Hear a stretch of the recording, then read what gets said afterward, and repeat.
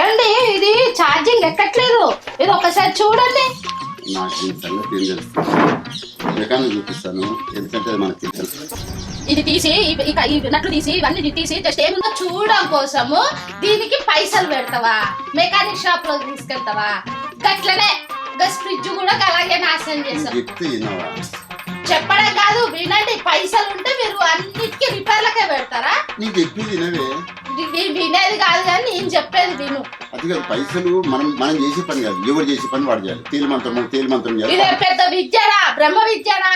మనం చేసుకుంటే మనకే వస్తుంది. చెప్తే వినవే. టీవీ కట్ట కూడా అంతే, అది పని చేయట్లేదయ్యా అంటే దాన్ని తీసుకొచ్చి మెకానిక్ తీసుకొచ్చి 500 పెట్టావు, అది బొందం మీద పెట్టావు. Face to face. అసలు నీకు చెప్పింది వినవే.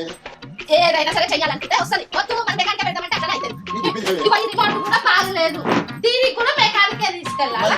దాని గురించి ఏం తెలుస్తుంది? నువ్వేదో కొంచెం తేడాగా కనపడుతున్నావే. చెప్పేది వినవు, ఏమి వినవు. అరే నేను చెప్పేది విను ఫస్ట్. నేను చెప్పేది నువ్వు ఫస్ట్. ఈ టీవీ రిమోట్ అలాగే పాడు చేసావు. రిపేర్ అంటావు, పొదుపు చేయాలి. నేను చెప్పేది కాదు, అసలు ఏం జరిగిందంటే మెకానిక్ కాదు, ఏం కాదు. టీవీ కట్ట కూడా అలాగే చేసావు. అది చేయడానికి ఏమైంది? దానికి మెకానిక్ కావాలా? నేను చెప్పేది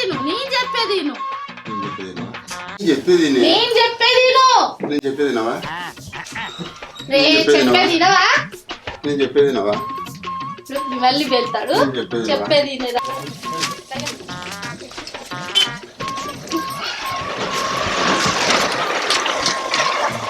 హలో సార్, ఏమైంది సార్? ఏమైంది సార్? నేను చెప్తున్నావా? అమ్మ బాబాయ్, నేను చెప్తున్నావా? నేను చెప్తున్నావా?